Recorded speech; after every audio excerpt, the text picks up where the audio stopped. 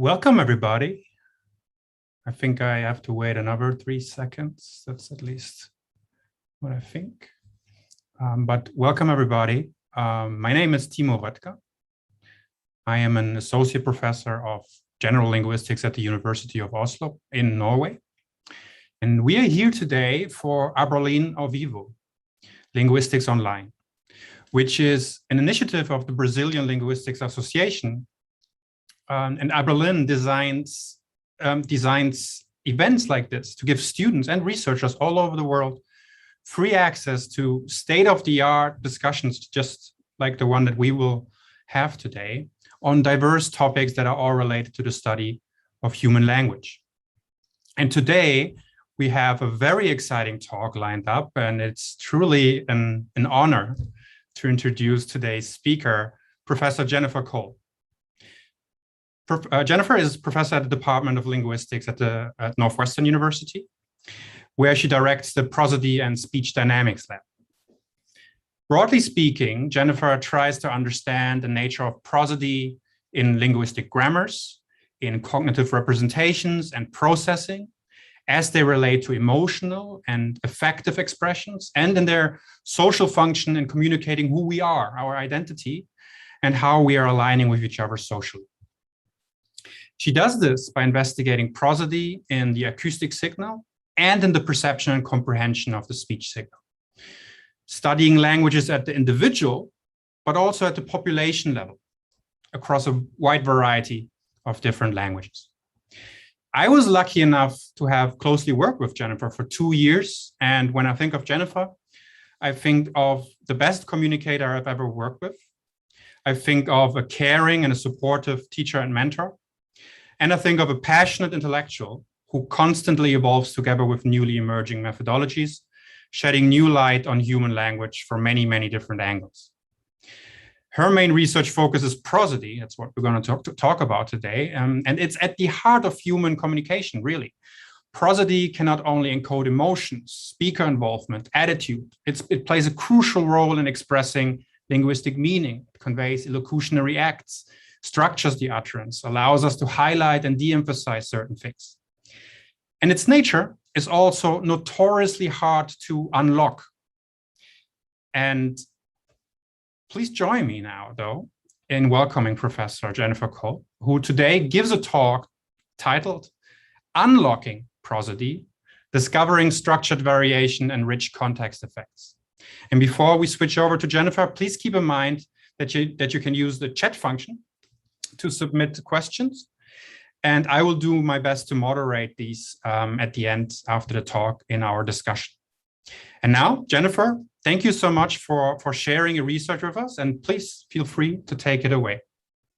Thank you so much. I'm humbled and also honored to be here in this forum. Let's see, I think I need to share my screen next, so give me just a moment.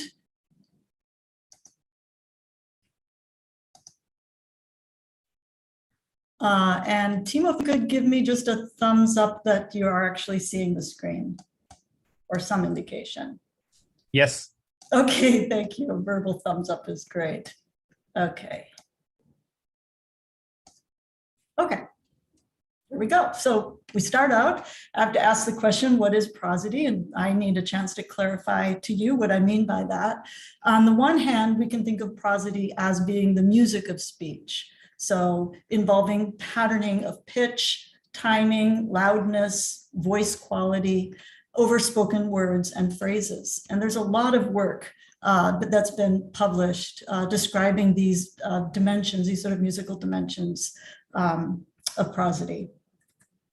But underneath that surface level, as linguists, we also understand that prosody involves structures. In fact, some people, and I have been known to go so far as to say that prosody is about structures.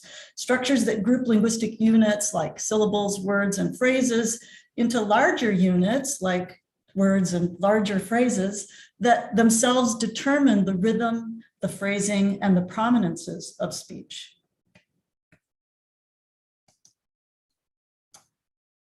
So here's one particular view of what that prosodic structure looks like. Importantly, it's hierarchically organized so that a phrase, and here I will play this audio for you. It's just a phrase from an English conversational corpus, but I'm generally not going to be playing a lot of audio for you. You're going to be standing at the peak of the mountain. Okay, again. You're going to be standing at the peak of the mountain. Okay, so this is not a complete sentence, but it involves a couple of intonational phrases. It involves an intonational phrase that can be broken down into two smaller intermediate phrases. And those intermediate phrases span 2 or more feet, which determine the stress patterns, and the feet themselves span 1 or 2 syllables.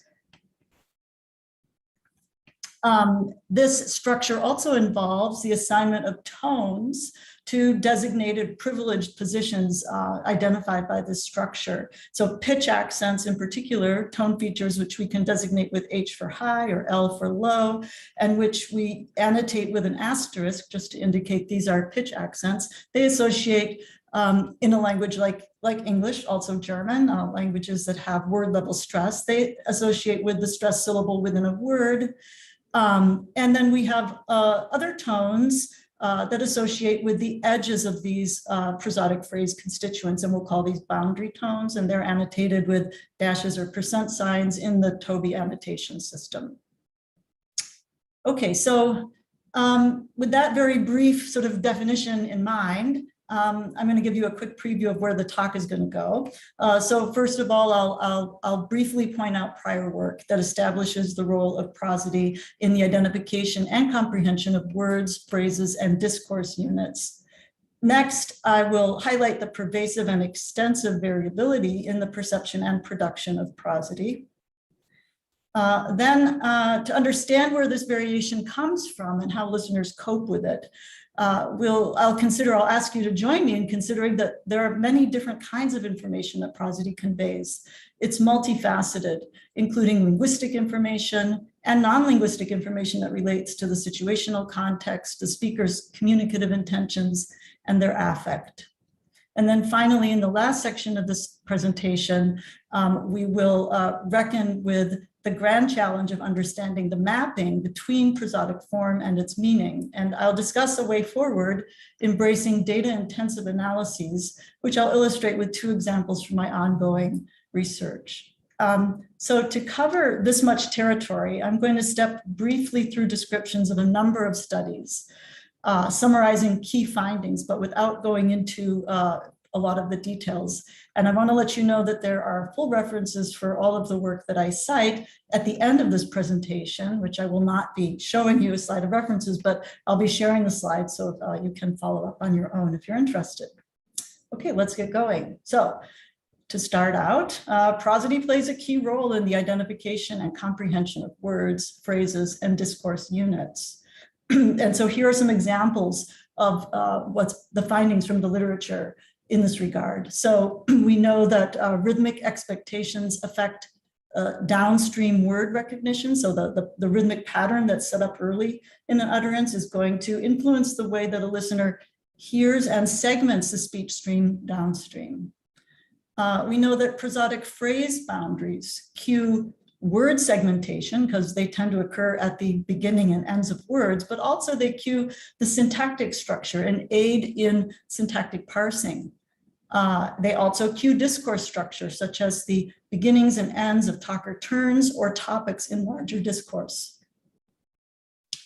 We have findings showing that the prominence of an accented word, a word that receives a pitch accent, influences inferences that listeners make about the referent of that word. And finally, at least finally in this list, we know that phrase final intonation conveys speakers' communicative intentions and beliefs. And for each of these sort of categories of findings, there are many, many important works that have been published demonstrating these effects for English, for other Germanic languages, Romance languages, and beyond. And I have some detailed references for each of these different kinds of findings, which you can access in my slides after the talk. Okay, second part.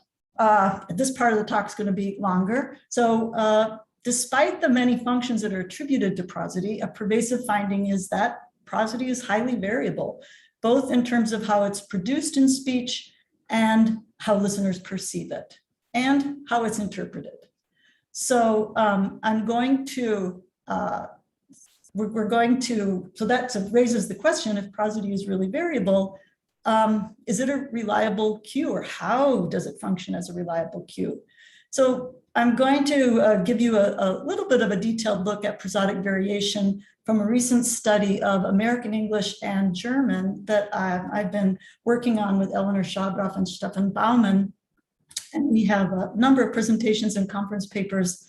We're putting it all together now into one big paper. But in this paper, we're asking about the relationship between prosodic prominence of a word and its informativeness in the discourse setting, where by informativeness, we are looking at effects of information status, so whether a word has been given in the prior discourse, whether it's inferable or accessible from what has been said in the prior discourse, or whether it's actually new information. And then in addition, we look at contrastive focus. And we're just looking to see if prominence is varying along with this scale of informativeness, as has been claimed in the literature. So this is a production study, completely parallel experiments done in English and in German, where we're looking at this relationship between prominence and informativeness for the subject of a simple sentence, like her Nana loved the marmalade, that would be Nana, and also for the object, marmalade, in different experiments. And we're interested in the association between prosodic prominence, which here would be in the type of pitch accent that gets assigned to a word, and the informativeness of the word on this scale from discourse given, discourse new, or contrastive, increasing degrees of sort of informativity. And a strong association between accentual prominence and informativity would show up in our data in a pattern that looks something like this schematic fake example, where each accent type, which is on the x-axis, and they're ordered here in terms of their perceptual prominence as based on other independent work. Each accent type would be associated with a single unique level of informativity. Okay, so that's what we would expect to find if there's a very strong relationship between these two dimensions of language. Now in our study, we actually added another informativity level. So we added accessible as an additional level for words whose meaning could be inferred from the prior discourse, even if not explicitly mentioned. And we were uncertain if accessible words would pattern with given words or whether they would pattern with new words. But we were looking at that in any event. Okay, so these are the results that we found of a panel of results for English on the left and German on the right, and compared to that schematic of what we thought we might find like that. Here we're finding something very different. There clearly is no one-to-one association between the type of pitch accent, again, on the x-axis, ordered from left to right with increasing prominence within each language, and the type of informativeness, which is color-coded. There were some sporadic, so every pitch accent occurs under each of the informativity dimensions that we were looking at. There were some sporadic associations. So for example, for English, the most prominent accent occurs a little more frequently with contrastive focus. But then we had an unexpected opposite finding for German, and where contrastive focus is most often marked with the least prominent pitch accent, a falling pitch accent. We also looked at the subject of the sentence. So the previous slide was for the object, so the nuclear position of the sentence. And then we also looked at the subject, the pre-nuclear position. And here also we find many-to-many associations between the type of pitch accent that's used and the informativity condition. And just in brief, over this study, we find that prosody weakly and probabilistically encodes information structure, and that information structure licenses prosodic enhancement or reduction, but it doesn't require it. So from this study, we take away that prosody is not a very reliable cue for information structure, at least not in the experimental setting of our production study. So where does all of this variation come from? Well, clearly, information structure is under determining prosody for the American English speakers and German speakers in our study. One possibility is that there's competition from other linguistic factors. It's not all about information structure, and that there could be other linguistic factors or even psychological or social factors. In fact, in our data for both American English and German, we see clear preferences in the kinds of pitch accents that are chosen for the subject versus for the object, which tells us that accent choice is not random, freely varying. It's not so much varying in relation to information structure, but it is varying in relation to the sentence position. So there's systematicity in that. So what this tells us is that any prosodic expression is potentially ambiguous in its interpretation in terms of linguistic structure or information structure or other meaning dimensions. In addition, we know that individual speakers have choices to make about the phonetic parameters they use to implement prosody, and this just adds another layer of variation. Okay, so lots of variation in the way that pitch accents are produced for English and for German. There's also variation in how prosody is perceived and comprehended by listeners. And I can share some evidence for that from work that I have done with Timo Rotker and Tim Mart, looking at prosodic congruence in dialogues. And in this study, we're looking at listener sensitivity to prosody in a dialogue context, a mini dialogue consisting of a question and an answer. And specifically, we're asking whether pitch accents are interpreted in relation to the givenness and focus condition of the accented word. Now, prior studies report mixed results for English in terms of what listeners, how they comprehend information in pitch accents. However, these studies use different tasks and different response options. So we wanted to kind of get a handle on that in our study. So we constructed test utterances with clearly distinct intonation patterns over the same text. And here in the example, I'm showing you a sentence, Daisy warned the man. And these intonation patterns are marking givenness and focus through the pitch accents that are assigned to the subject and the object. And these utterances were paired with discourse context. They were offered as the answer to a prompting question, which was the context, in a way such that these answers were either congruent with the givenness and focus marked by the pitch accent pattern or incongruent. So listeners were asked to judge which of two recorded dialogues sounded more natural. One dialogue would present, and the dialogue just consists of this question-answer pair. One dialogue presented a congruent pairing of intonation pattern with the discourse context, and the other dialogue had an incongruent pairing. And they listened. These were presented auditorily, not in text. So for example, on this trial, they would hear a congruent dialogue that paired a broad focus question, like, do you know what happened, with a response that had broad focus intonation, while the alternative dialogue on the same trial, which they again listened to, had an incongruent pairing. The same broad focus context question was followed by a response that had intonation marking the contrastive focus on the subject.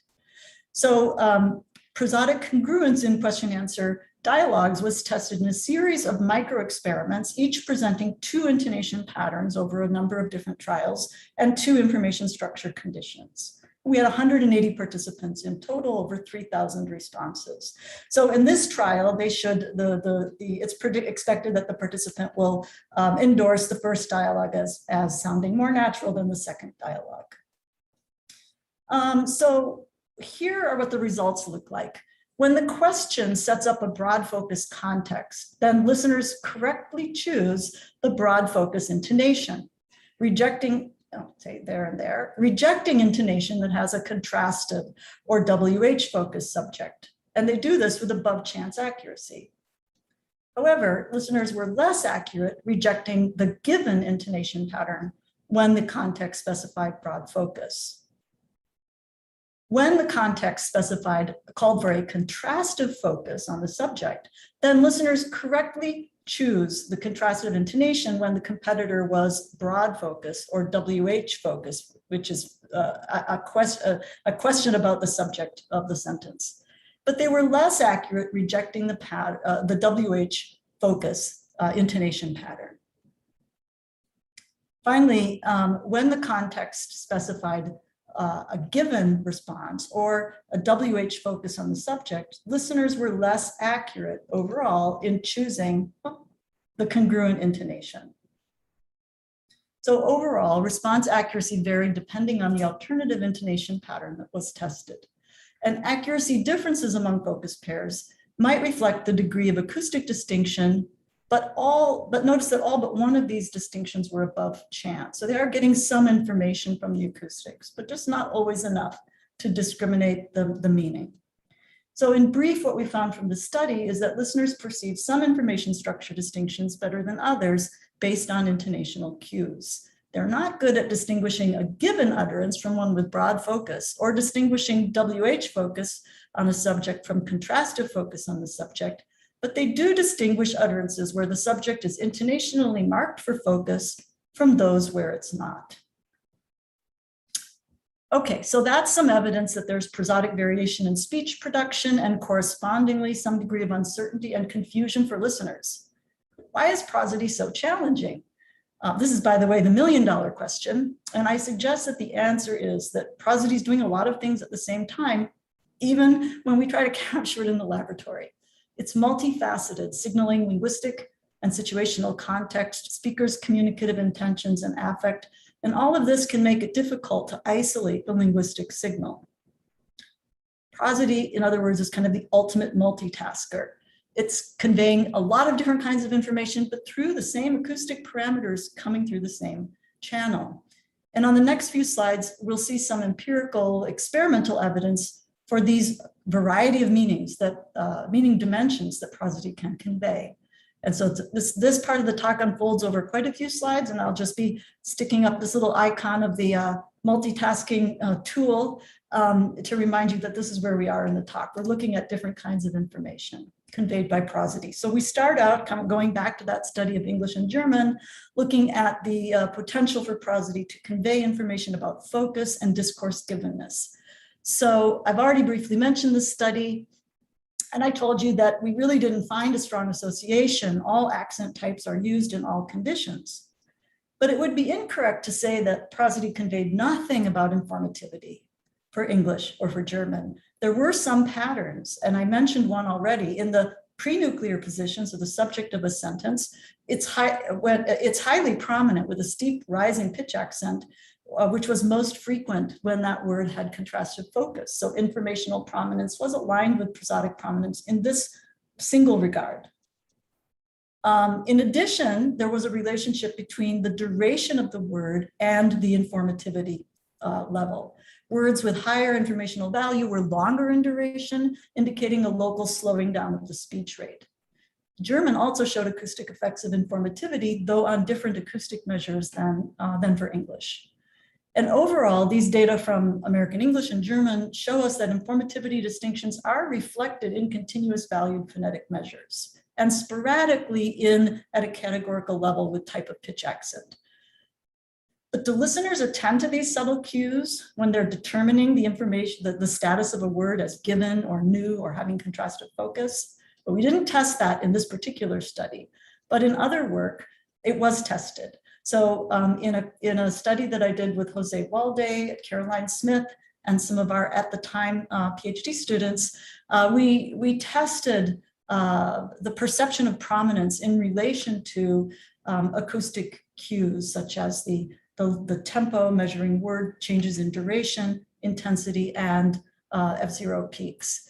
And these were tested with naive listeners, so untrained ordinary listeners who were listening to the speech and simply had to indicate when they heard a word that was prominent.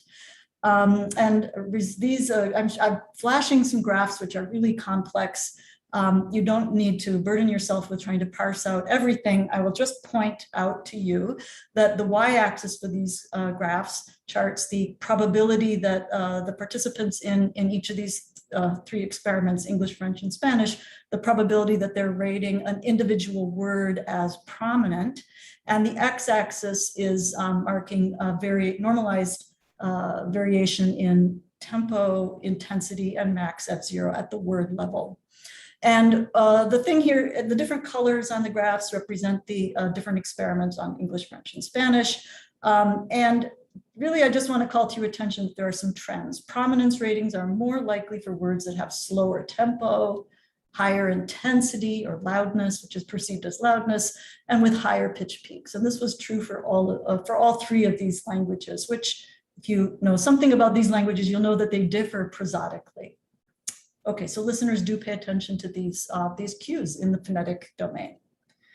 Okay, so looking beyond linguistic factors, prosody also conveys information about the situational context. One example in recent literature comes from a study by Xie, Luxolugo, and Kurumada, showing that listeners perceive acoustic cues to prosody in relation to talker-specific patterns of variation. Other work shows that listeners infer prosodic meaning in relation to the immediate situational context.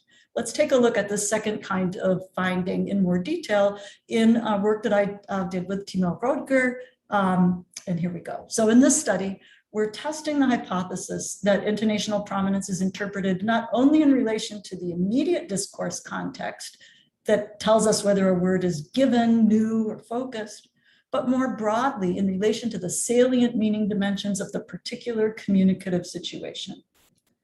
So we had so this experiment was done online, and participants played a game with a virtual partner who you're seeing here. And this partner drew gems from a gumball machine on each turn, drawing 1 gem and verbally reporting to the participant which type of gem was drawn.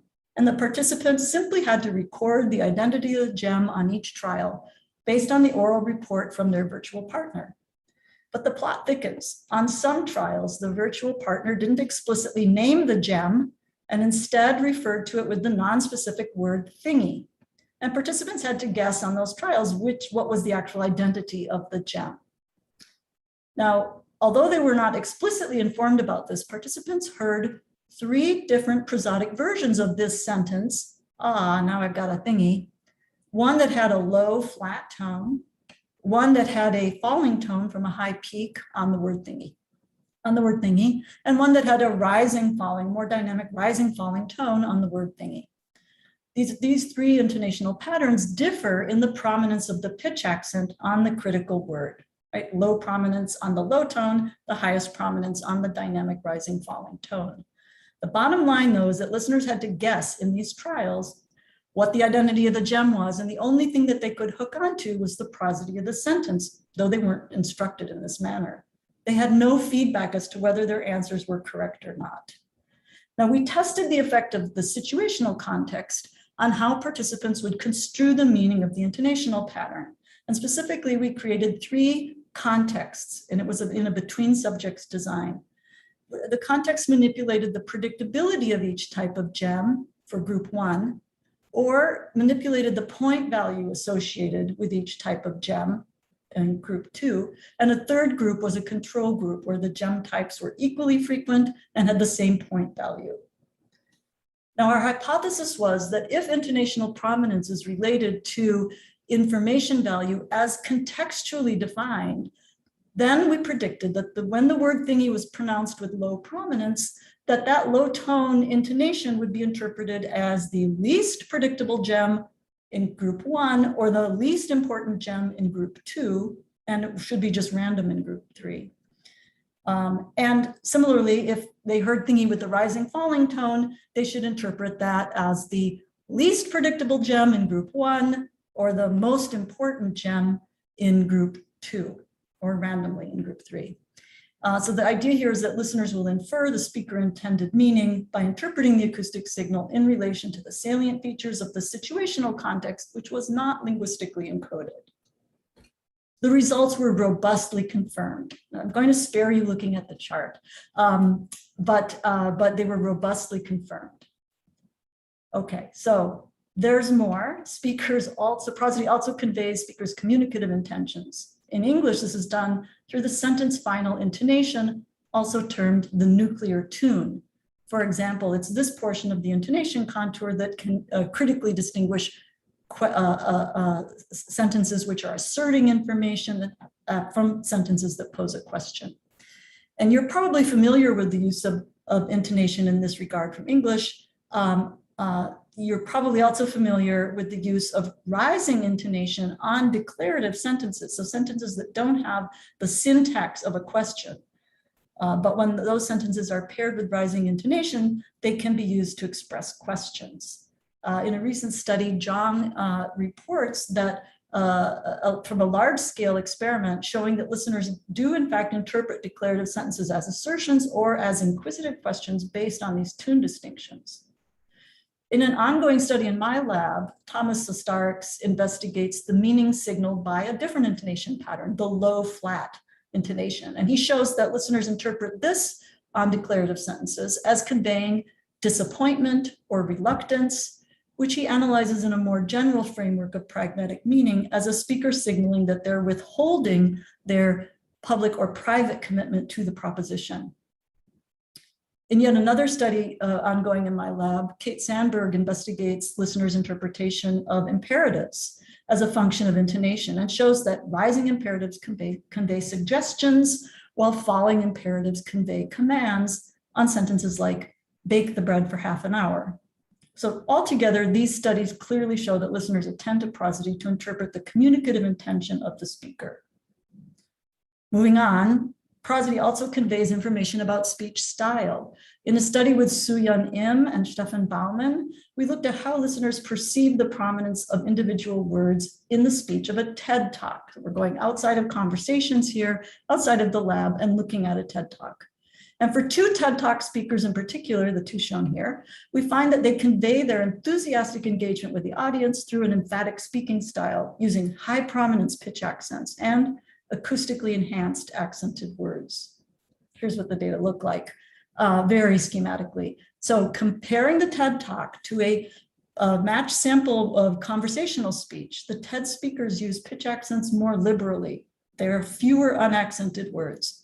And they especially use the high prominence pitch accents, just here, that's the pink block in this bar graph, that have steep rising pitch. The TED Talk speakers also produce words with greater acoustic prominence. This is a plot showing you the maximum F0 of accented words, which is higher in the TED Talk than in conversational speech. Similar differences were found for the duration measures and intensity. So if listeners perceive prominence without regard for the broader context of the speech, but based just on the accent patterns and the acoustic enhancement, then we would expect nearly every word in the TED Talk will be rated as prominent by ordinary untrained listeners. But that's not what happens. This is a comparison of the average prominence ratings for the words in the TED Talk compared to the same kind of ratings from a different set of listeners for conversational speech from the Buckeye corpus of American English. They're not significantly different, despite the fact that they're different in the level of the phonology and at the level of the acoustic implementation of accents. In other words, listeners calibrate. They recognize the influence of speech style and speaker engagement on prosody, and they perceive prominence differently depending on these contextual factors. Okay, finally, we also know that prosody conveys speakers' affect. So in real life settings, prosody reflects the speaker's emotional state, which is mediated via neural pathways that connect the auditory system and the vocal tract with the parasympathetic nervous system. And similar effects can sometimes be captured in the lab through enacted emotion or affect. In a study that I conducted with my colleagues in developmental psychology, Barry and McElwain, we examined prosody in mother-child interactions, and we find that increases in, so these were natural sort of spontaneous interactions that we recorded video and audio recordings in the lab. And we're looking at variation in mother's prosody as she's interacting with her child and nobody else in the room. We're looking at variation in her prosody in relation to variation in her display of positive affect, which was based largely on facial presence, body language, and expressions. And also in measures of her sensitivity to her child, reflecting the attachment between the mother and the child. These were young children, toddlers. And what we found was that we found significant correlations. Increases in mom's mean F0 were associated with contemporaneous increases in her positive affect and in her demonstrated sensitivity to her child within intervals of 15 seconds of speech. In a totally different laboratory setting, my study with Eleanor Schadroff and Stefan Baumann on American English and German, again, we looked at prosody in neutral sort of speaking style, but we also asked our participants to enact a lively affect, which I didn't mention to you before. But what happened was when they were asked to read aloud these little narrative stories in a neutral and then in a lively speaking style, we found that in the lively style, the American English speakers in particular more frequently use high prominence pitch accents and greater acoustic enhancement of the accented words, independent of the status of the word as given or focused or new, just like the TED Talk speakers. Okay, so to recap, in its linguistic function, prosody is highly variable in how it's produced in speech and also in how listeners perceive it and how it's interpreted. And I'm suggesting that this variation may come about, at least partly, because prosody is doing a lot of work at the same time. It's multifaceted, signaling linguistic and situational context, speakers' communicative intentions, and affect. And so now we're at the last part of the talk. And here I wanted to sort of just restate or state what our challenge is, and then point to a way forward and give you a couple of examples of what that looks like in work in my lab. Okay, so our challenge is to build a theory of the mapping between prosodic form and its linguistic function that explains when, where, and why variability arises, and how listeners cope with variable input in comprehending speech. How will we do this? Well, I suggest we should embrace variation and expand our empirical horizons. And there are many ways we could do this. I'm suggesting two, representing approaches I'm currently pursuing that I think are bearing fruit. One way to do this is to examine prosody in relation to the linguistic context of the utterance, the social context of the communication, and the psychological context of the speaker-hearer. And in fact, I've already shared some of that work with you so far in this presentation. And the second approach is to analyze the structure of that variation, both within and across individual speakers and hearers, and look for structure. Now, this is not, of course, an exclusive list. There might be other directions and other approaches that will bear fruit. But with these two approaches, they call for big data methods. We have to model the patterning of time-varying acoustic parameters. We're not looking only at F0, but broadly, as a function of rich context in individual and population level analyses. This is going to necessarily involve complex data and lots of it. So we're going to need to rely increasingly on automated methods to assess and evaluate the prosodic content of speech in relation to its context. So in the remainder of this talk, I'll tell you about two projects from my lab that aim for these goals.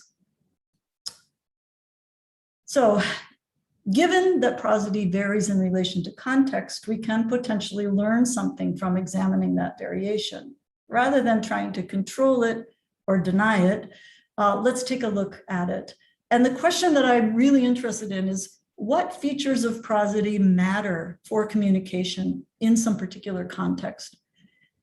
What features of prosody do listeners track when they're interpreting and comprehending an utterance in relation to the goal of the communication? And we look into these questions. One of the ways that we're looking into these questions is through studies of prosodic entrainment that involves unscripted, spontaneous speech where the interlocutors are interacting with one another through a game.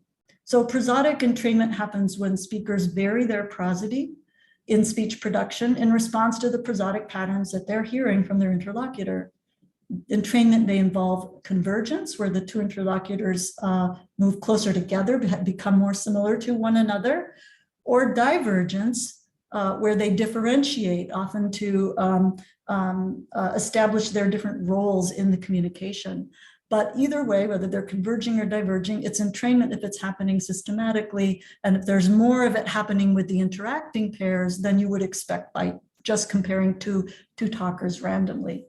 So this is work that I'm going to tell you about involves two studies, one with Uwe Reichel and Timo Rotker, and another one with Shivani Patel, Molly Lash, and some other people here at Northwestern. Okay, so in both of the studies that I've done on prosodic entrainment, they start by recording spontaneous speech from two people who are playing a picture matching game, trying to figure out if their pictures are the same or different. And we ask them to play it in two ways: cooperatively, where they're working together to establish whether their pictures match, or competitively, where the first one to get to that correct answer wins the round. We model the F0 trajectories over phrases and individual words for both conversation partners. And then this particular analysis that I'm describing is focused a lot on F0. We compare the F0 trajectories that are used in utterances that are matched for their dialogue act. So we compare F0 in a question produced by one speaker with F0 in a question produced by their conversation partner. Or we might compare the F0 produced in an affirmation with an F0 produced in a different affirmation between the two partners. So we're always matching the dialogue act, and that turns out to be really important. And unsurprisingly, because prosody is giving a lot of information about the dialogue act. We make this comparison for the two individuals who are actually interacting in the game, but then we also, it's a differences within differences paradigm. We also compare the similarity between the two interacting speakers with the similarity of two speakers randomly paired from our experiment, but who've never actually met and didn't in fact interact. If we find stronger similarities or divergences between the partners, the speakers who are actually interacting, that would be then between randomly paired speakers, that would be evidence of entrainment.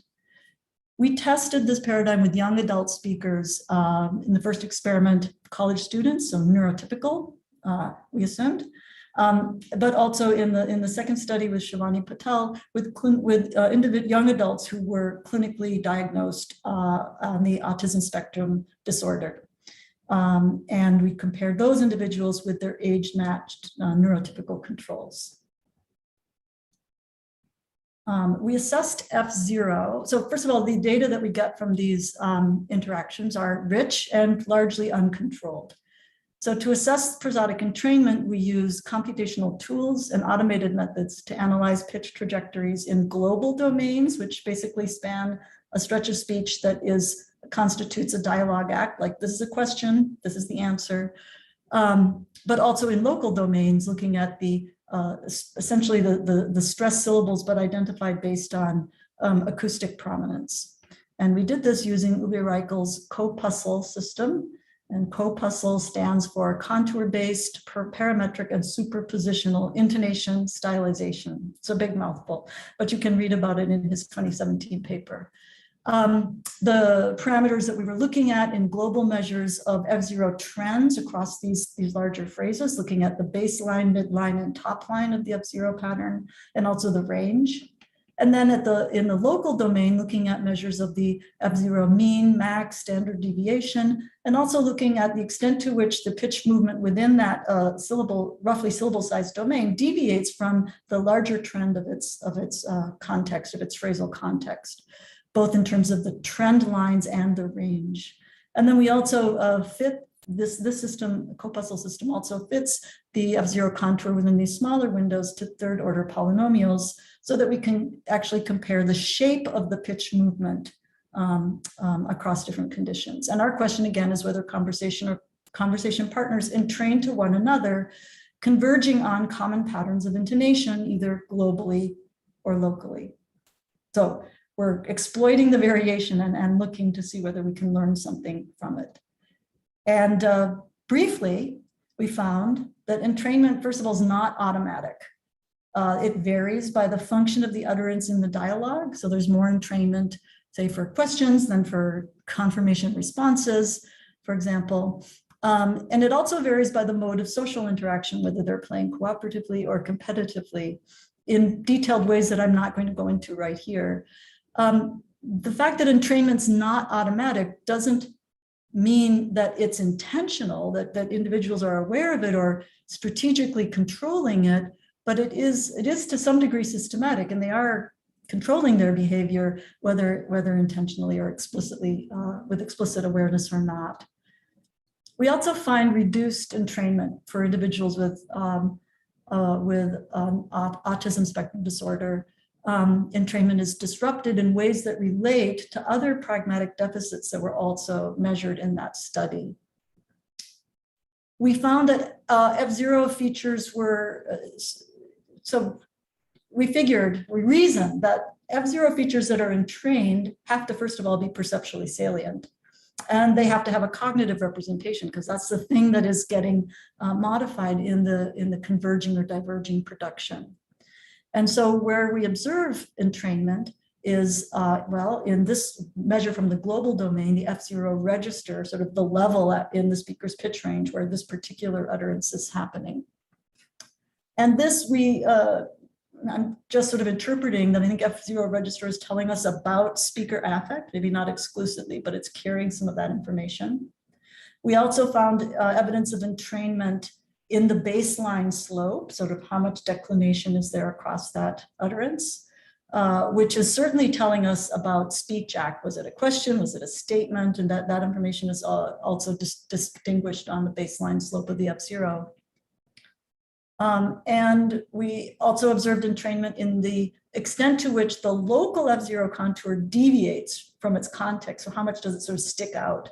And this is arguably a reflection of prominence relations among the words in the phrase, which may, we believe, then relate to the relative informativity of the word in its phrasal context. We also found evidence of entrainment in the peak of F0 realized within a pitch movement over a syllable. And again, this should be reflecting, at least in part, the relative informational value of the word. Also, though, probably reflecting the speaker's sort of commitment to the information from that word for that proposition.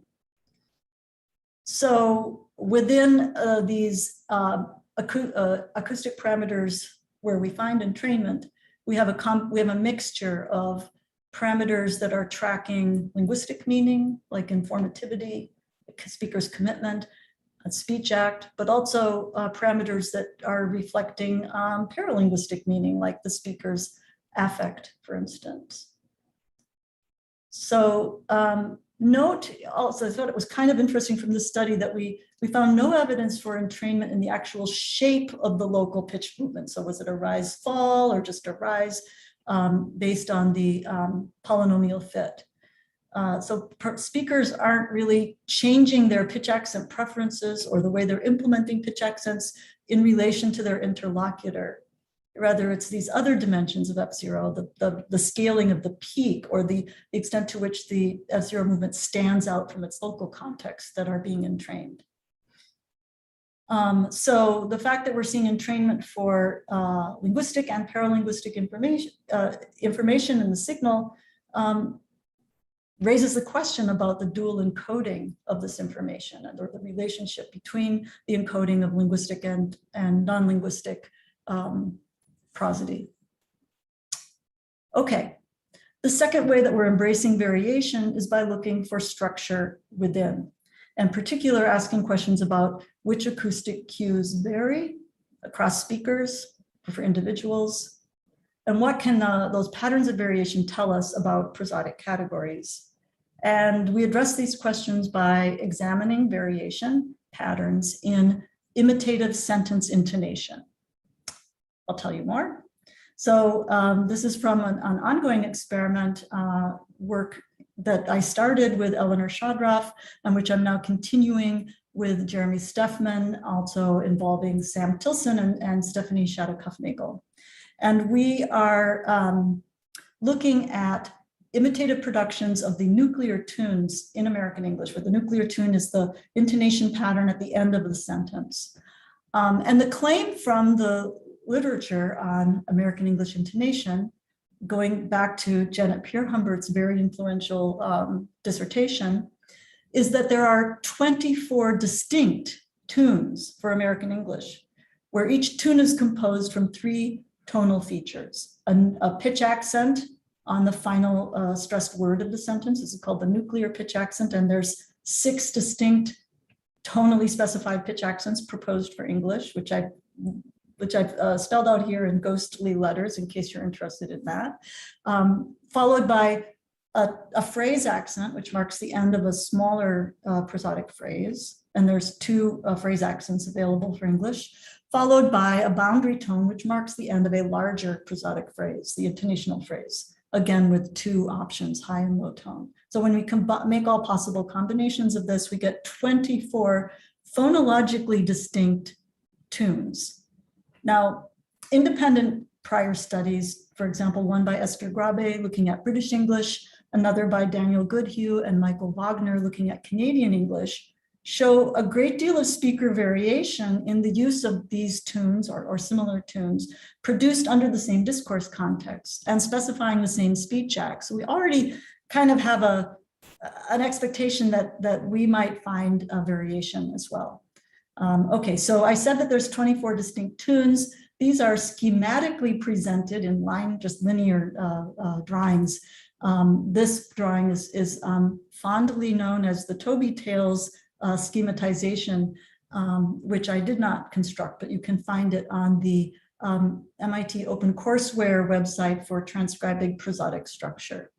Okay, and it's okay if you can't read this very clearly, because I'm not going to actually test all 24 of these nuclear tunes on American English speakers. What we did was we tested a subset of 8 basic tunes. These are the tunes that are made of only using the pitch accent, which is either just a single high or a single low, the monotonal pitch accents combined with phrase accent and boundary tone. We have 3 tonal specifications that gives us 8 different tunes. And here I'm showing you in more clear diagram what the schematic pitch movement would look like over over a 3-syllable word for each of these nuclear tunes, these 8 basic tunes. And we had our participants, we had them listen to 2 or 3 auditory model utterances produced by which we resynthesized on a male speaker's voice and on a female speaker's voice. And then we asked them to say a new sentence with new words, but with similar syntax, in the same way. We didn't explicitly tell them to imitate the melody. We just said say it in the same way. And we wanted to see the extent to which they would hear these melodies as distinct and then reproduce those distinctions on the new sentence.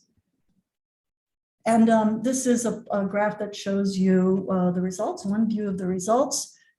You see 8 panels, one for each of the nuclear tunes that we tested.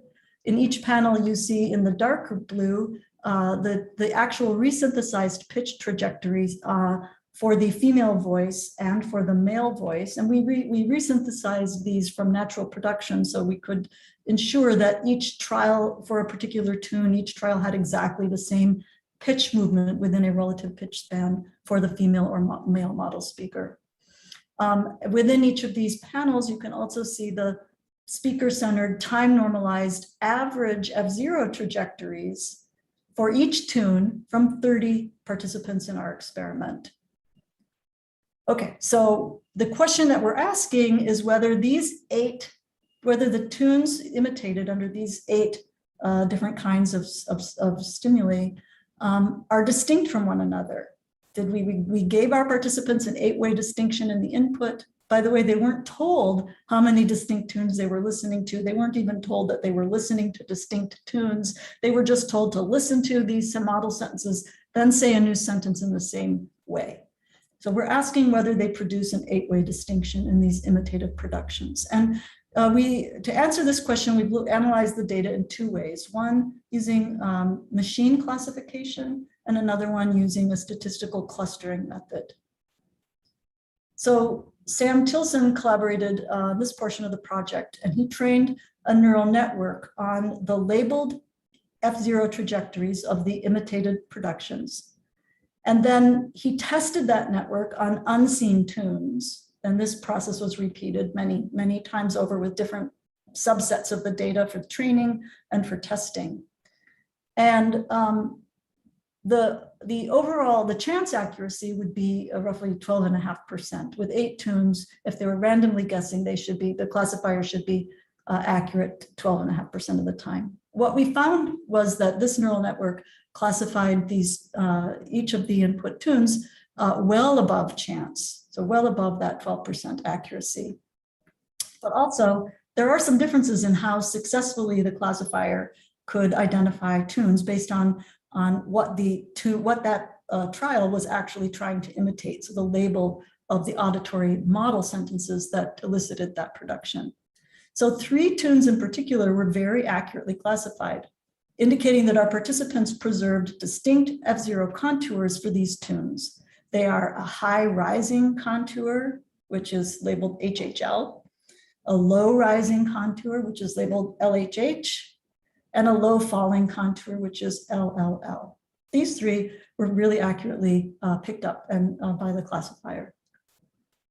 Now we submitted the classifier output, which gives you basically the accuracy of each pair of tunes, a big confusion matrix. We submitted that to hierarchical clustering to see which tunes were really distinct and which ones were not as distinct, more confusable for the neural net classifier. And there were 3 pairs of tunes which were quite confusable and not very accurately identified relative to others. And they're shown in this hierarchical diagram with colors, but I've also just circled the pairs that are confusable in this diagram. So there are 2 roughly high rising kind of contours. There are 2 contours that rise and then fall that get kind of lumped together. And then there are 2 contours that rise from a low point that are confused.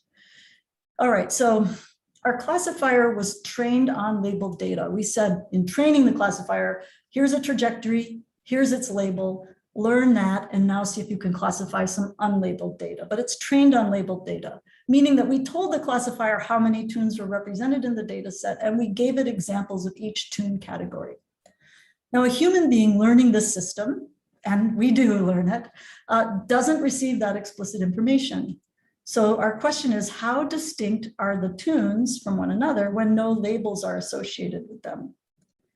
And to explore this question, we submitted the unlabeled F0 trajectories from the imitated productions to a clustering analysis using the k-means clustering for longitudinal data, which is a package in R.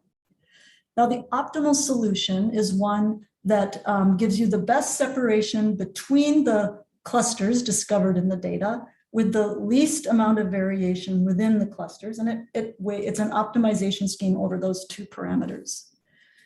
Now, for these data, the optimal solution that the k-means clustering algorithm found grouped the tunes into 5 distinct clusters, and that's shown on the graph on the left.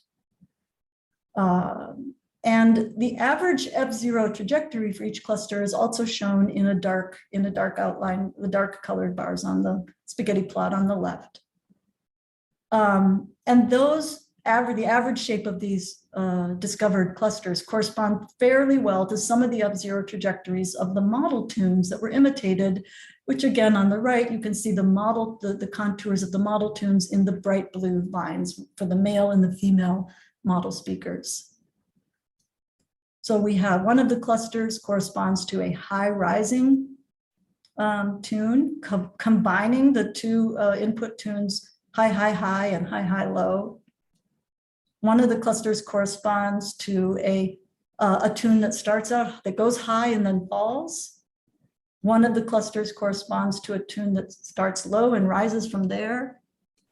One cluster represents tunes that start out low and then go up to a mid-rise, or they just hang out at the mid-level. And then one cluster corresponds to tunes that are low and falling. So these are the 5 patterns that were discovered in an unlabeled analysis of our unlabeled data. Now, looking at individual, so what I just showed you was the clustering analysis over the data aggregated from all of our participants, all of our speakers in the experiment, and there were 32. We also looked at what individual speakers were doing and ran the clustering analysis on all of the trials from each speaker individually. And it revealed something even more interesting to my mind. So we found that every speaker has a cluster that comprises tunes with rising pitch. And specifically for nearly all of our speakers, so literally 29 out of 30, the clustering analysis groups most of the tunes that were imitations of the high, high, high contour together with most of the trials that were imitations of the high, high, low tune. They were grouped together. Nearly every speaker merged these 2 tunes based on the clustering analysis of their data. And so we call this the rising cluster. Everybody has a rising cluster. Now for some speakers, this little bar graph on the left shows you the number of clusters that the clustering algorithm found for each speaker over all of the speakers in our study. And you can see that most of of our participants, 14 of them, had only 2 clusters. That was it. They distinguished rising F0 trajectories from non-rising, but they didn't make systematic distinctions among the non-rising or even among the rising to allow the different more clusters to appear. The next most common pattern involved 5 clusters, and 10 of our participants showed that. And for them, the 5 clusters looked very similar to the 5 clusters that were found when all of the data were grouped together across all participants. I just went back 1 slide to show you that. Going forward again. So all of our participants had a rising cluster. For some speakers, that was it, rising versus non-rising. But some participants had a rising cluster that included not just the 2 imitations of the 2 tunes on the top row, but also imitations of this tune, the low, high, high tune that starts out low and then rises. For some speakers, this was included in the rising cluster, but for those speakers, without adequate differentiation among these 3 patterns for the clustering algorithm to find a distinction. For yet another group of these participants, they also added some more mildly rising contours. Imitations of the low, high, low and low, low, high model sentences were also included in that rising cluster. So what we actually find here is that there's a hierarchy among the rising tunes. Everybody gets a distinction between these high rising tunes and other tunes. Some people include in the rising cluster rises from a low, and some people also include more shallow rises. So we have sort of an implicational hierarchy in terms of what a rising tune means for individual speakers in the context of this particular task. So summarizing, at the group level, we find 5 out of 8 hypothesized nuclear tunes are produced, capturing some gross distinctions, especially a distinction between rising and non-rising tunes. And notice that I'm not saying a distinction between rising and falling, because the distinction really was between tunes that rise from their beginning to their end and tunes that rise less or don't rise. Maybe they're flat, maybe they fall.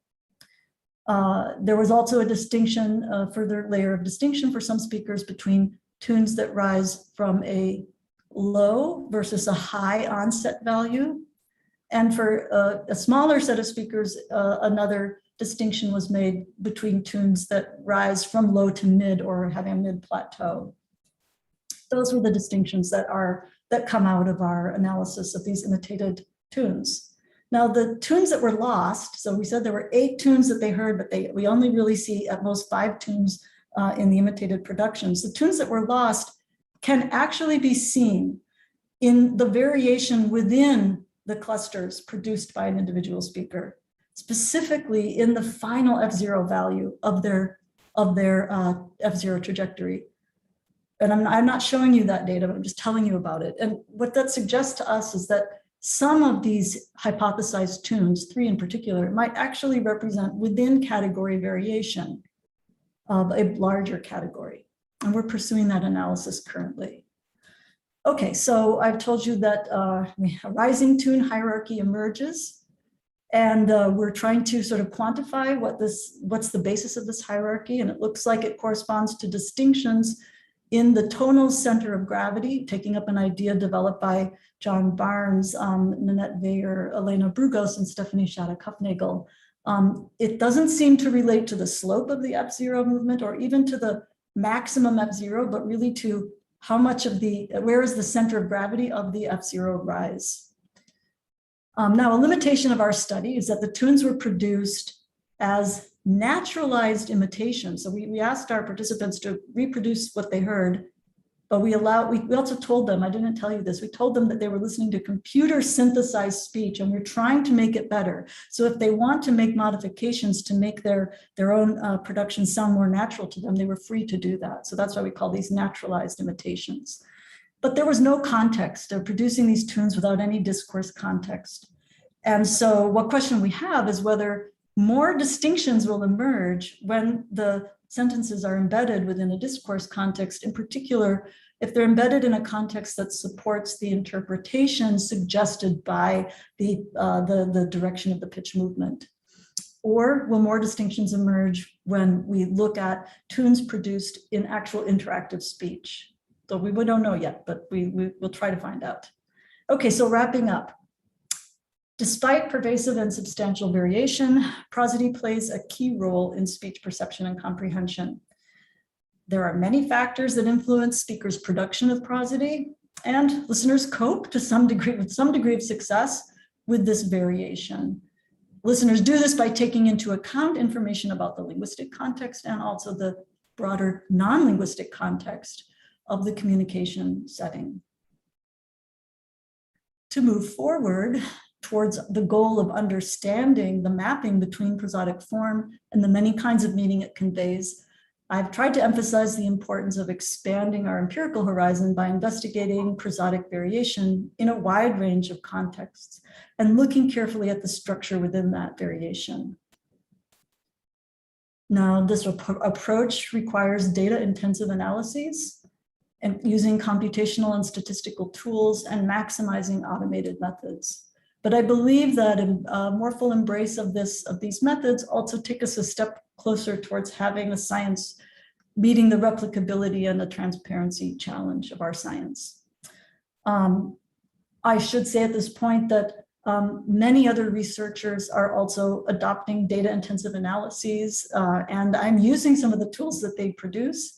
I've only given you here a few examples and highlighting my own work because I can speak more in a more informed way about my own work. But clearly this is a movement, a trend among the prosody research community as a whole. So really, I'm just trying to be a cheerleader at this point for that trend. Okay, and I've also shared with you a couple of discoveries that we've made so far, and reiterating them here from the entrainment study. We found that listeners track and entrain to perceptually salient aspects of prosody that are associated with linguistic meaning, but also aspects of prosody associated with non-linguistic meaning. To the extent that these are jointly entrained, it leads me to ask whether linguistic and non-linguistic prosody are linked in cognitive representations. And if that's the case, we need to really be focusing on that relationship, exploring that relationship in more detail. And here I think I'm giving voice to a perspective that Klaus Kohler emphasized quite a bit in his work. I've also shared with you findings from our nuclear tune imitation experiment, where structured variation reveals a primary dichotomy between rising and non-rising tunes. So yes, we found a bunch of different tunes that were imitated, but we also found that not all tunes are on equal footing here. and that we have this important distinction between rising and non-rising tunes with individual speaker level variation in the tunes that are included in the rising group. And those differences among individuals in what qualifies as rising seems to reflect phonetic properties of the tunes. Perhaps I'm suggesting it might be the tonal center of gravity. What these findings suggest to us, which we want to explore in our ongoing work, is that maybe we want to think about a model of intonation for American English with fewer tune categories, but allowing within category variation, which we don't know, maybe that's tracking linguistic factors, maybe that's tracking non-linguistic factors. We don't know what our speakers are invoking in their minds as they're producing these tunes in our very sort of sterile laboratory setting, especially sterile in COVID times. Okay, so my take-home message is that to understand the linguistic use of prosody, it's a grand challenge, and it calls for an expanding set of empirical methods applied to increasingly complex data sets from diverse language varieties. Unlocking prosody through these and other means brings really exciting opportunities for scientific discoveries, for example, in the neural and cognitive bases of spoken language and for its role in social behavior. It also offers great potential for applications with positive societal impact, like in domains of technology and clinical practice. So let the journey continue, and thanks for your attention.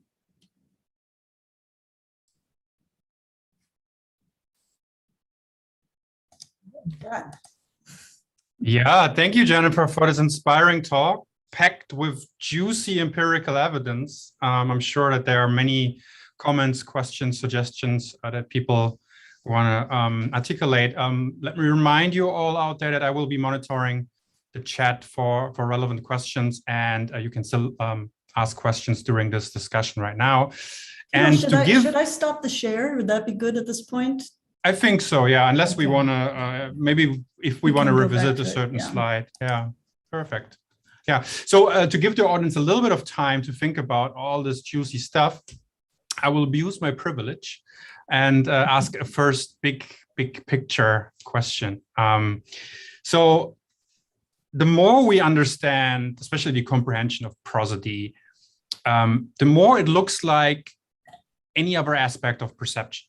It looks like we integrate bottom-up information in a very probabilistic way with our prior expectations that are informed by previous experiences with the world, with past communication contexts, past speakers, past speaker groups. And we know by now that listeners also can quickly adapt to new circumstances, just like any other perceptual process we know of. So here's the question: what remains special about prosody? So that's a great question, and not just for prosody, but for language as a whole, right? Language is a kind of a manifestation of cognitive behavior, but it's not the only one. But I think, so my answer to that is sort of my general answer to what makes language special, my first answer, and that is that for language, but not for, say, visual processing of visual scenes or even, an individual is both the speaker and the hearer. We're both emitting a signal, transmitting the signal, and receiving the signal, right? So it's a communication channel. And so in order for that to work, I mean, with a goal, it's a communication channel with a goal. This is really important, of a shared successful communication event between individuals, right? And so because of that, we have to play the game of conversation or communication in a way that the signals I'm emitting will be interpreted by you in the way that I intended. Otherwise, we're not going to together advance cooperatively towards our communicative goal. And similarly, when I'm interpreting your speech, your prosody, or your speech in general, I have to interpret it in the way that I think you're expecting me to interpret it, but also based on other things I know, because I want to contribute to our successful advance through the goals of the interaction. And so I think that prosody is different in the way that language is different from other kinds of cognitive behaviors where an individual is not really a sender and a transmitter of the same signal in the same interaction. Yeah, thanks. I actually take notes here because this is kind of the big question you kind of want to answer at the beginning of every paper you write on prosody, especially if you want to communicate with psychologists. Because yeah, like lately, and you know my work and our joint work, more and more there's a trend towards applying tools from cognitive science that have been used to describe perceptual processes and apply that directly to this goal-oriented comprehension of a communicative signal between two interlocutors, with reasonable success. One has to add, of course. So that's an interesting perspective. I mean, and the other. No, go ahead. Go ahead. I got the second part answer to that. But that is that I do think prosody is different from other aspects of language. Because I mean, whether we're talking about the sentence structure you choose, or the words you choose, or the prosody you choose, it all has to be used in the service of this communicative goal. But prosody's, I think, a little bit different. I hinted at it somewhere in my talk, in that it is linked in a way that other aspects of language aren't, to our immediate physical and mental experience in the moment. Like, right, when I started the talk today, I was feeling the usual little bit of nervousness that I feel at the beginning of a talk, and I'm sure that for listeners who are familiar with my voice, that you could hear it. Like I can try, but I can't fully mask in my prosody in particular. I can't fully mask the way I'm feeling at the moment, but I think that is less evident as we look at sort of higher levels of language. Yeah, that's a really interesting perspective, and it kind of speaks to that beautiful analogy you made to the Swiss Army knife, right? To the nature of prosody, or the channel that we use, the acoustic parameters we use to express a whole variety of things that are orthogonal to each other, right? You just mentioned affect, or emotional state of the speaker. There are social aspects to it, like who we are and how we are aligning with each other during the conversation. But then all these linguistic things that linguists worried about over the last 100 years. So I have two questions about that Swiss Army knife situation with prosody. One is a low-level kind of methodological question. The other one is maybe a more like a language evolution, sound change question. I start with the simple one, and I'm sure you've encountered that before. You mentioned at one point in your talk that one reason for the variability that we observe might actually lie in that multitasking characteristic of prosody. Now, when we look at all those studies, though, right, your studies, the studies from the group of Cologne and all those that you've mentioned, these are highly controlled experiments, right, where we try to keep out the emotional state of the speaker. We keep out social aspects of the communication situation. We strongly correlate the linguistic and communicative context when the speakers have to articulate the test sentences. So why do we still observe so much variability? Yeah, I'm so glad you asked this question. I spend a lot of time thinking about this. We try to snuff out any sort of emotion or affect or social identity. We script our materials so that they're like accessible to everyone. They're not calling on any domain special experience or knowledge. Although I think I gave you the example of Nana eating marmalade, and we did find in our experiment with undergraduates at Northwestern University that not everybody knows what marmalade is. But that was maybe an outlier item in our study. But the fact is that, if you could really do this, if you could really neutralize all other influences on prosody and have only the factor that you've manipulated in your experiment, then what you would expect to find is that you're going to find these nice distinctions corresponding to the factor you manipulated, and everything else should just be, all other parts of the sentence or all, other words that aren't being manipulated should just be interpolative gestures, because nothing is really, they should all look the same actually across trials. And that's not what we find at all. That speakers even though in this laboratory recorded speech, American English speakers are a little bit conservative about really being expressive with their prosody, we do find variation. It seems to me that, either we haven't really snuffed out the emotion and the affect, and our human beings in the lab, they're not just mouths on sticks, but they actually have feelings and thoughts. They were having feelings and thoughts when they entered the lab, and they will have feelings and thoughts when they exit the lab, and maybe they're bringing that in with them, and they can't really separate out how they're feeling at the moment. Maybe that's some of what's going on. Maybe, but I'm thinking these days about another possibility, which is that if you don't give people any context, you don't describe how a person feels when they're saying the sentence or just reading out a little story, then they're going to reach into their vast inventory of prior experiences and pull something out that seems reasonable to them about the way you might be feeling and thinking when you say a sentence like that. And so maybe a prototype, So I think they're filling in the gaps. That's what I think. This is it's not a scientific conclusion, but I think people fill in the gaps when we don't give them enough information with scripted dialogues in a laboratory. They construct something either explicitly or they just draw on their vast repertoire of past experiences. And that's why we see variation. I would not be surprised if we see more instances of pitch accents, which are actually more common in the language, but we don't actually have statistics to know which types of pitch accents or tunes are more common in the language to test that. But that's what I expect. This is a really good question. Right.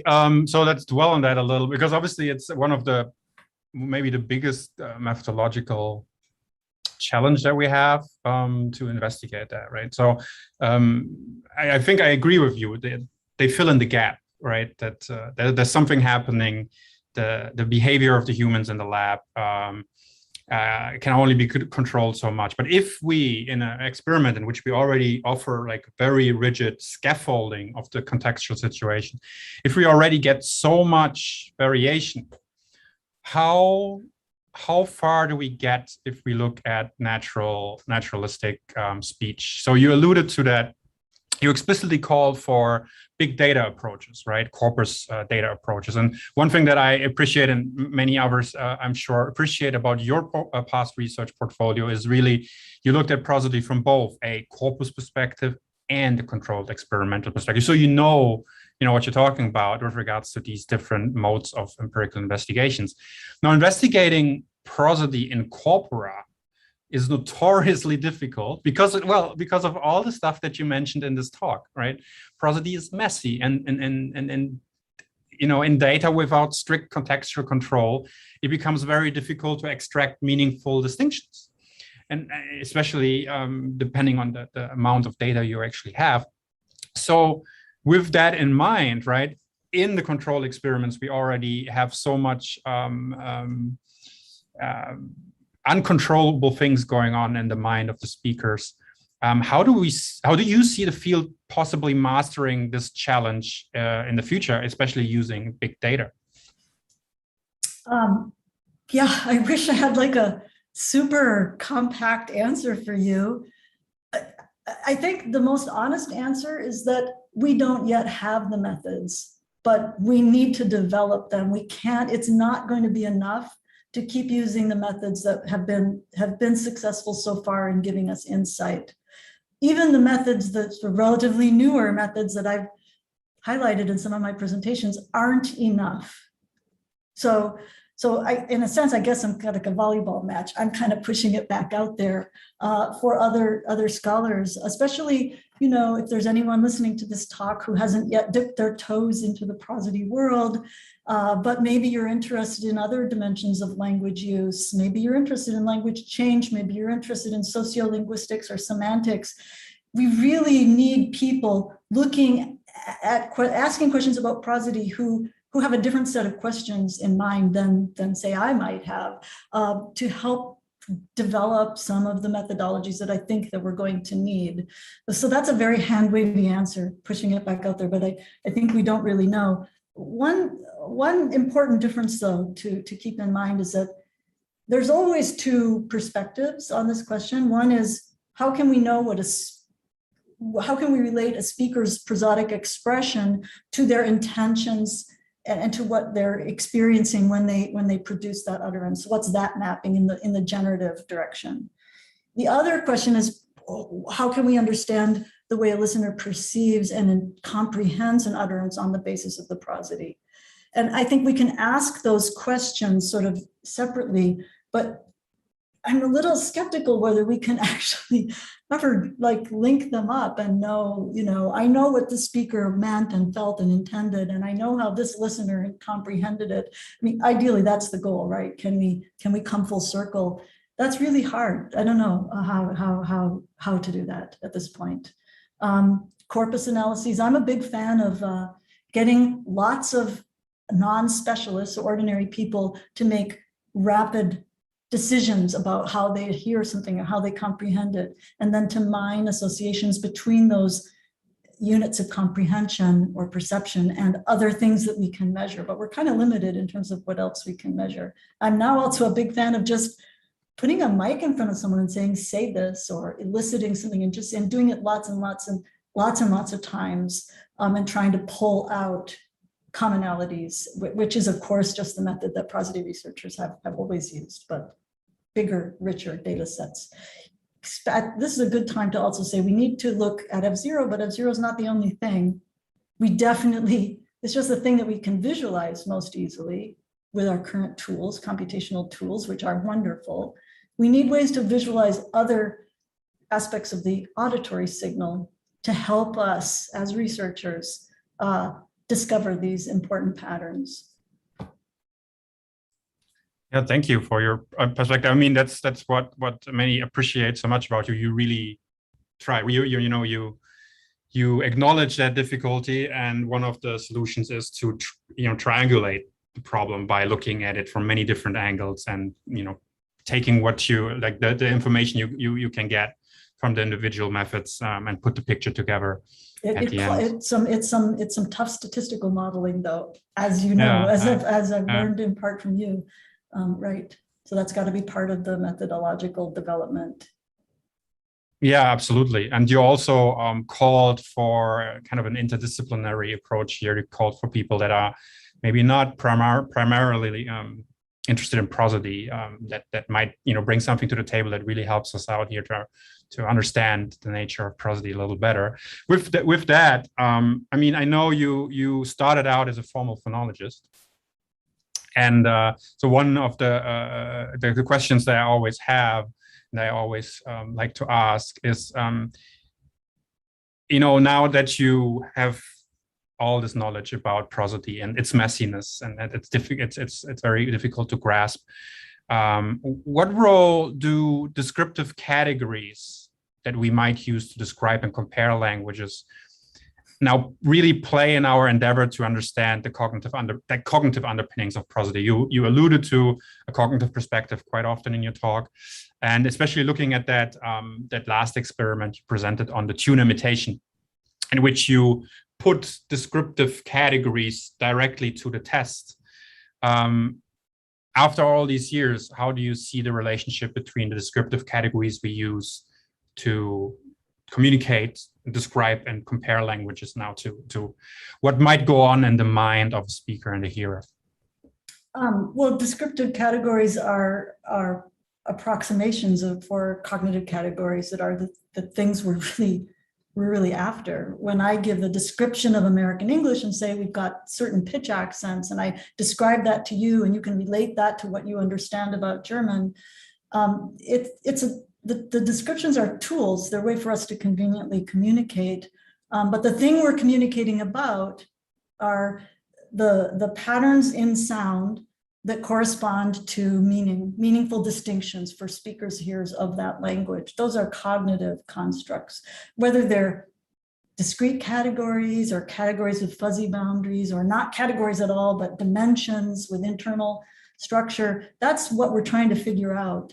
The descriptive labels are just a convenient proxy so we can get off the ground and get talking. I don't worry too much about which label set is the best one for us to communicate. Whatever allows us to successfully communicate will be good. I really like to look at quantitative data, measurements from acoustic signals or measurements of behavioral responses. But at the end of the day, I also am happy to use linguistic labels or phonological labels for categories. It reflects the fact that actually all of my questions about prosody are phonology questions in my mind. Along the way, I've become very interested in other things like autism and semantics and pragmatics. And but at the end of the day, I'm really interested in what those categories are. That's the phonology. Yeah. And you see, when you say that, you see these categories also as mental constructs, right? They're meant, yeah. And whether they're categories, in a classical sense, I probably maybe, but as a mental construct, absolutely yes. Because we use prosody for communication. It's a signaling system. I've got to be using and reusing prosodic expressions in a way that will elicit the right response from you as far as moving together towards our communicative goal. So because of that, I have to have some stable mental representations that will afford me that systematicity in my behavior. And I've got to know that you've got some corresponding stable mental representations so that you'll get my signal. So yeah. Right. So with regards to that, I would like to circle back real quick to the Swiss Army knife, the multitasking. When we talked earlier about this phenomenon that when you do an elicitation in an experiment, you get very variable results. I just keep the plots you showed about German and American English. They're just so striking. There's literally, it's not even close to what you would expect from the descriptions in the literature.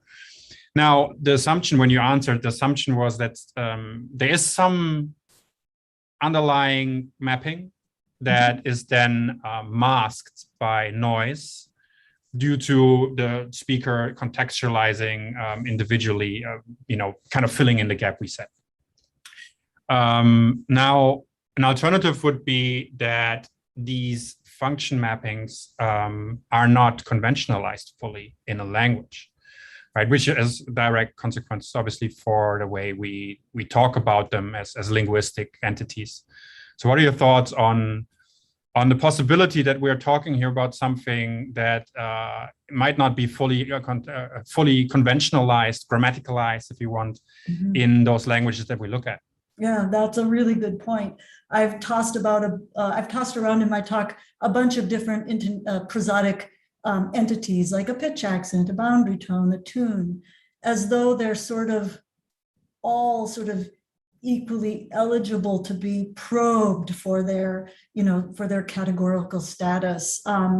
But in fact, I think what you say is true, that some of for English at least, I can say, some of these prosodic entities, so tunes or boundary phenomena, whatever, some of them are actually very, very conventionalized, so that, for example, if I want to correct something that you've just said, I'll give you the correct information with a very specific pitch accent, which if I use it, there will, I think, be no ambiguity that I am intending to correct you.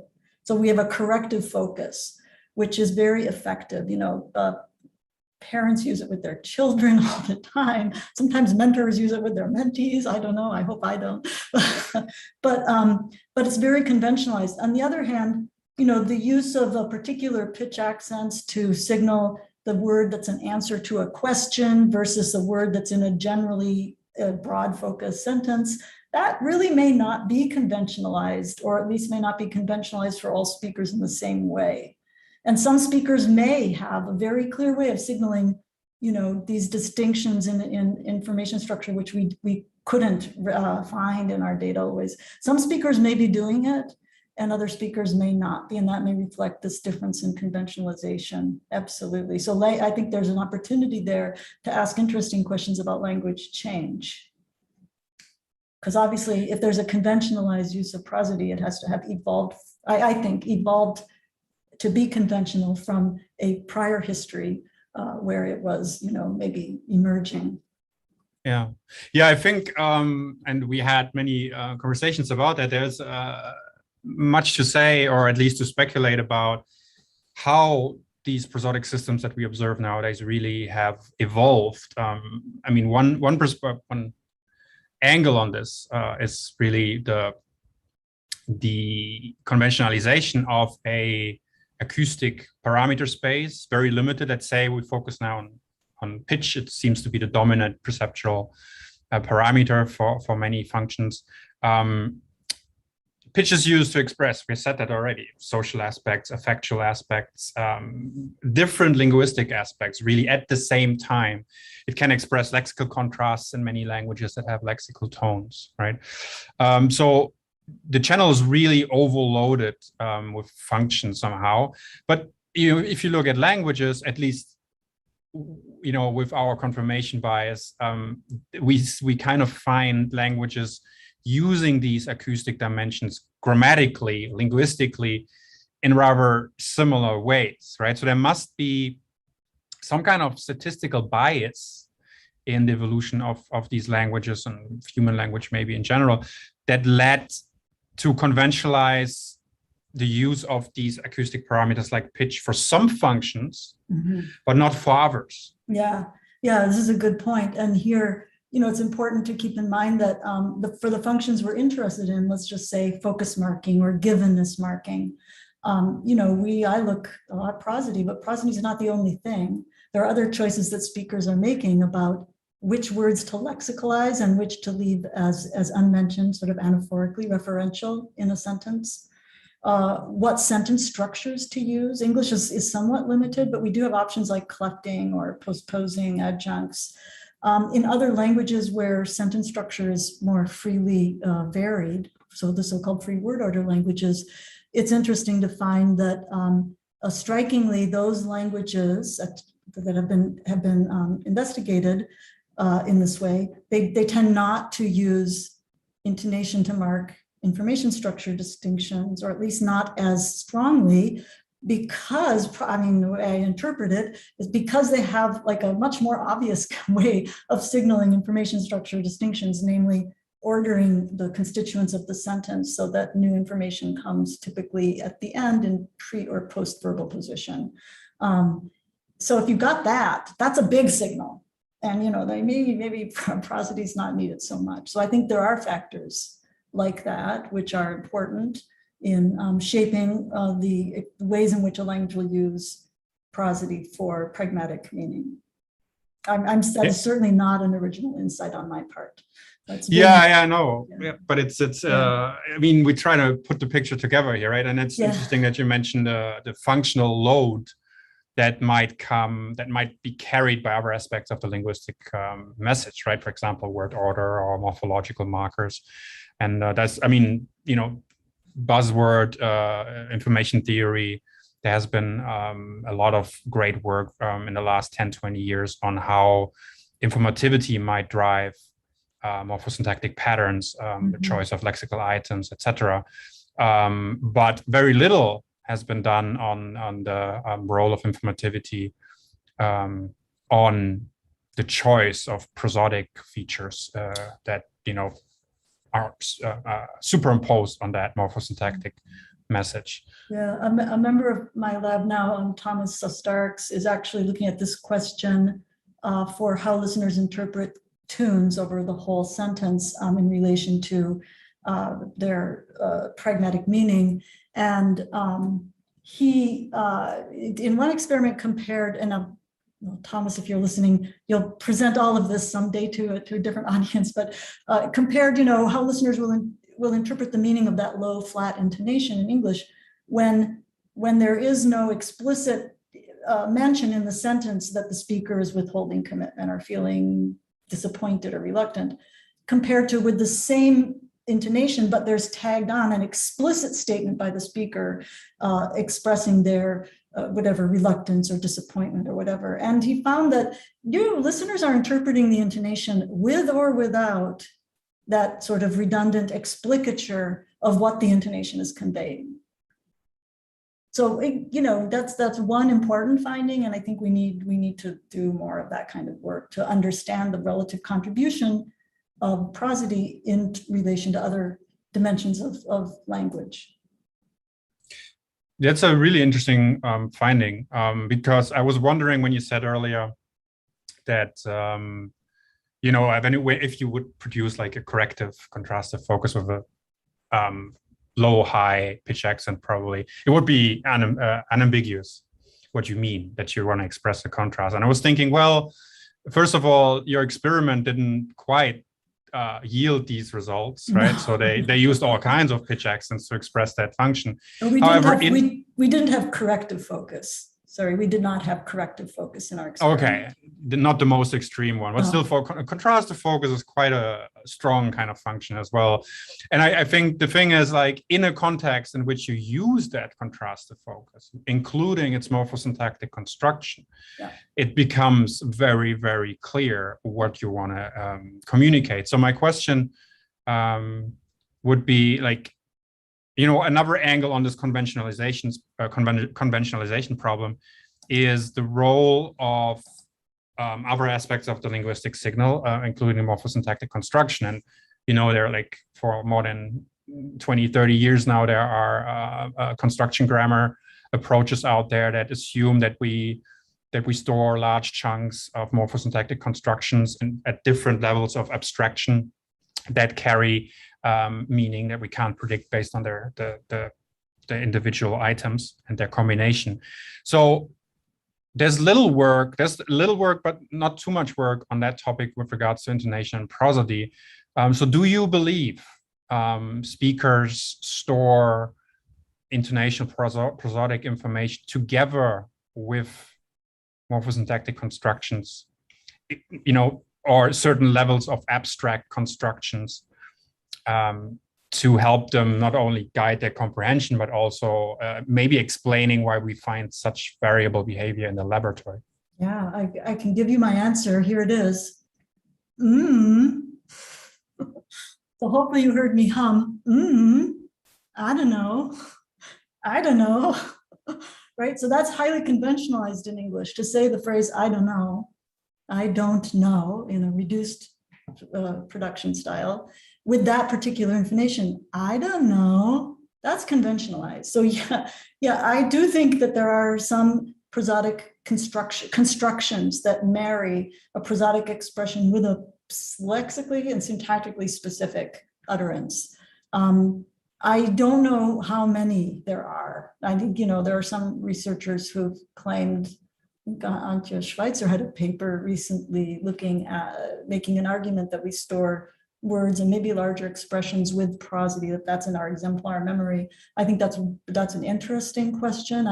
I do believe that if that's true, there's a separability too as well, and that intonational elements, individual pitch accents or tones, and larger constructions are accessible obviously independent of the most typical morphosyntactic expression they might occur with.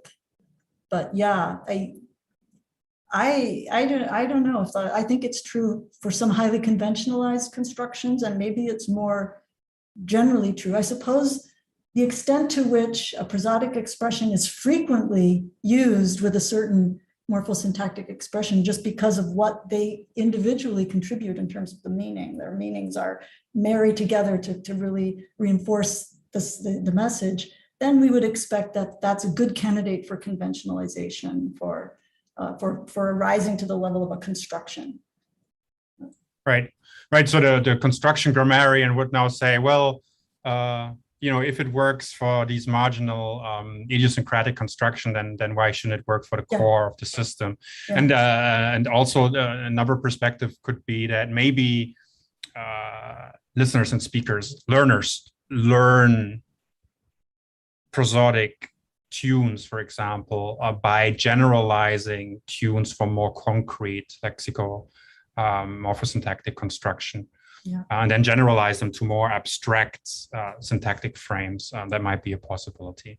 Yeah. But yeah, it's just speculating, but it's a lot to do, very clearly. Very, very interesting questions for everyone who's interested in human language, clearly. I think that's our time for today. Yeah. Thank you so much. Thank you, Jennifer. On behalf of Abraline and obviously all the people that are out there that have watched you just now or are going to watch you later on. And for everyone out there, please make sure to check out the other talks. There are very interesting talks out there. And Jennifer, if you have some last words before we part, the floor is yours.